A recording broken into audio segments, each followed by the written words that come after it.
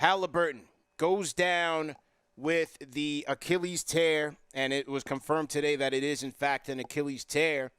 And, we talked about this after game 4 when he went down with the calf, and it was just like, game 5, rather, when he went down with the calf injury, and it was just like, he's taking a risk. He's taking a risk. But, look, that's what comes with the pressures of winning. Especially you're at the championship level. We saw this with Grant Hill when he completely shredded his ankles up, and that was like a first-round matchup, a second-round matchup with the Pistons. This is the NBA Finals. He took a risk, and it all went south for him. Here was ESPN's Jay Williams on Twitter. He says 8 torn Achilles this season. Haliburton is the latest. We also saw Tatum. We saw Dame tear their Achilles, all in the same postseason. He says the NBA is playing at its fastest pace since the early 70s, 108.9 possessions per game. Mm-hmm. Jay Williams says we're chasing tempo, highlights, and algorithms, but at what cost? The product is faster, but the bodies are breaking, and no one is pumping the brakes. To that, you say what? I think it's fair to look at the pace, right? And it's funny, you and I have never talked about this, but I also am a big proponent. The NBA plays. I think the NBA plays too many games.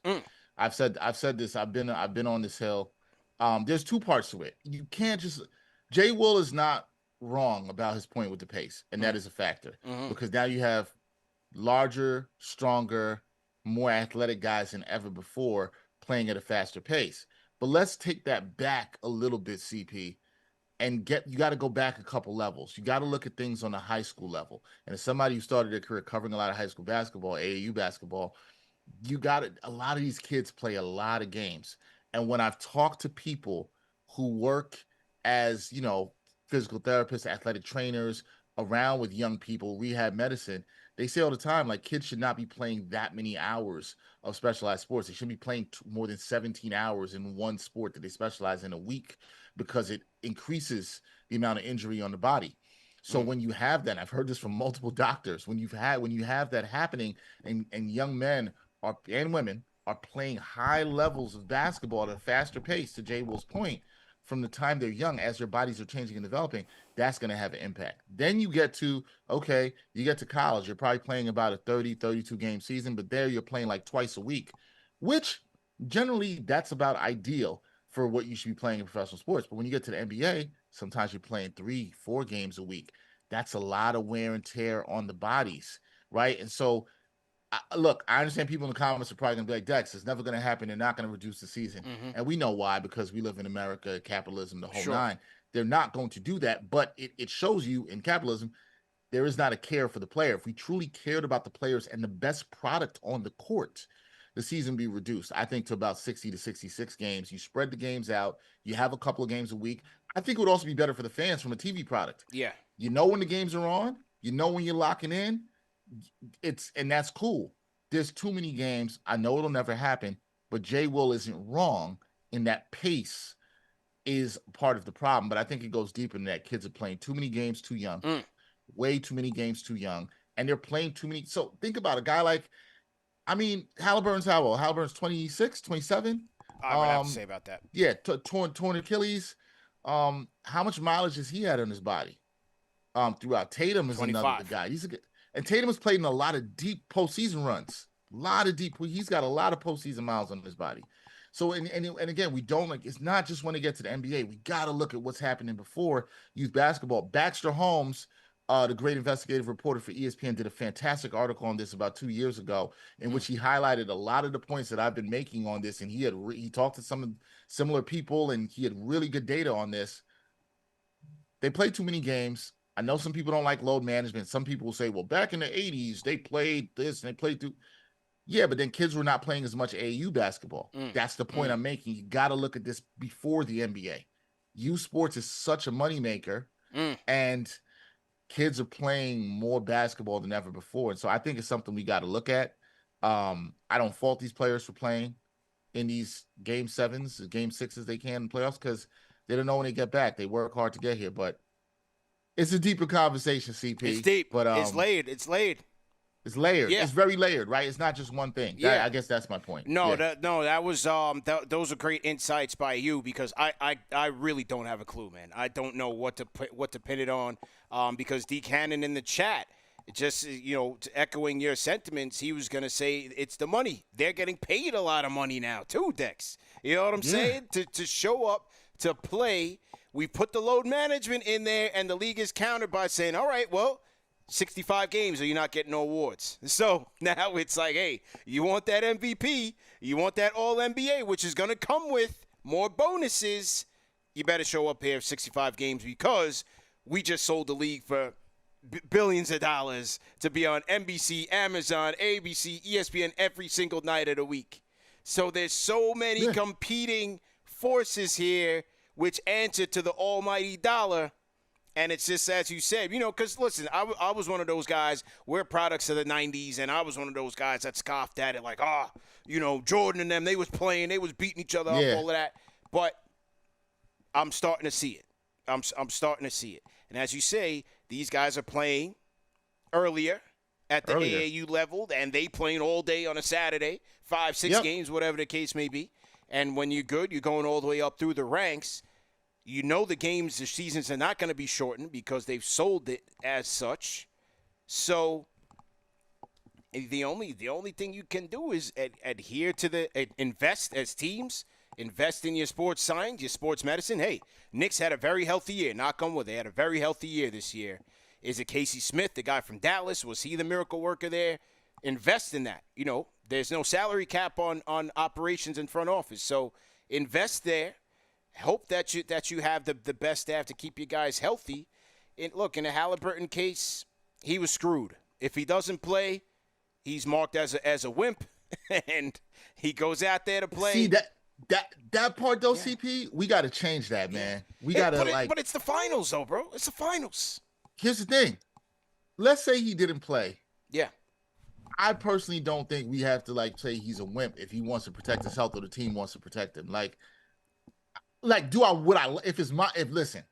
If it's team I'm rooting for, do I want to see him play? Yes. Yeah. But I'm never going to be against somebody protecting their body. I think that's crazy. But here's the other thing. As if any of us who've played sports, I also understand him wanting to play. I'm not saying what's right or what's wrong here. The point that I'm sorry, I forget who mentioned it in the chat that I think was really good. The person who said it's about the dollars. And you were kind of alluding to that. You're right. It all comes back to the money. No matter how you cut and slice it. Whether we're talking about youth sports, whether we're talking about the NBA, it all comes back to the money. And you're 100% right, CP. The league, and when they put the 65-game rule, and I'm uncomfortable sometimes with some of these things being tied to players, the incentives being tied to the money they can make, because it's so fickle and guys can lose out on so much money. And I understand for us, we're like, that's a lot of money, but you only have a short period of time to do this. Now, that's also part of the reason Tyrese Haliburton plays. And that's part of my point here, too. I get it. It's a short period of time to do this. You're right. He will get crucified if he didn't play. Do I think that makes him a wimp? No. I understand why people want to see him play, right? And I just feel like somebody's going to do this at some point. Somebody's going to be in a situation. We might be talking about this down the road where they're in a situation like Tyrese Haliburton and the player is going to make the decision and say, I'm not going to play. Yeah. And it's going to be shocking at first for a lot of people. That's right. But that player is probably not going to be wrong. I'm talking about particularly with a calf. I want to be very clear. Yeah, because the risk was there. The risk was there. That he knew the risk. Tear it. He said that he was going to look. I'm paraquoting Tyrese Haliburton. But he said, I know this is risky. I'm going to look at all information. I'm going to trust my medical team. And I don't think anyone is necessarily, in terms of the Pacers or Tyrese Haliburton, is at fault. Because, as I said, I think the symptoms of this are way beyond the Pacers and Tyrese Haliburton, right? This is something I always, and I talked to John Starks about this earlier this year. This is something I always say. Players want to play. When people talk about load management and say, oh, these players today don't want to play. No. I'm telling you guys, players want to play. A lot of times, and it's what you alluded to, CP, a lot of times these teams, because they're thinking about the long game, they're thinking about having their guys healthy for the postseason, they're the ones who are like, yo, hold back on this game. Players want to play. Trust me, man. Trust me on this. Talk to players around the league. They want to play, but a lot of organizations are trying to be smarter with, like you said now. And that's going to be a huge part of, we talked about the drafting, but the part you mentioned is so right. Teams are going to invest in their training. The more information they have about how players should recover, because recovery is so much, how many minutes they should be playing, what spurt in terms of minutes you should be playing them in. What are you eating, right?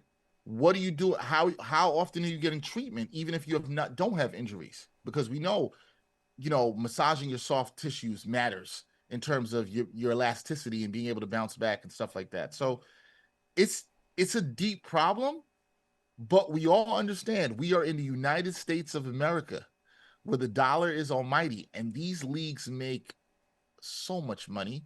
They are selling to all these TV partners for so much money, and they want players on the court. Let's keep it a buck. The NBA doesn't give a damn about these players' health. You know what I'm saying? Yeah. Tyrese Haliburton went down, and the show is going to keep moving. We're going to be talking about the draft. We're going to be talking about the offseason. We're talking about next year. The show goes on. Yeah. And I don't necessarily think that's in the best interest of the players and the product in the league. I'm somebody who'll say that, but I also understand the society we live in. 100%. And so, Jay Williams says the pace. There's the AAU prospect. Some people saying the sneakers are too low top. Hey, maybe it's a combination of everything. But very interesting. Going to be very interesting to see how the Pacers approach this offseason. They will have the mid-level exception, which is worth like $14 million. You have to assume he's going to be done for the entire year. Does that mean they go out and go get a Schroeder? Do they go get a Beasley? We'll see. It's going to be very interesting offseason for every. Do they make a big trade? We'll have to see. Do that. Because they see the East as being wide open, and they should rightfully so see themselves as legitimate contenders here. Hey, going to be very interesting to see which direction that Indiana goes in.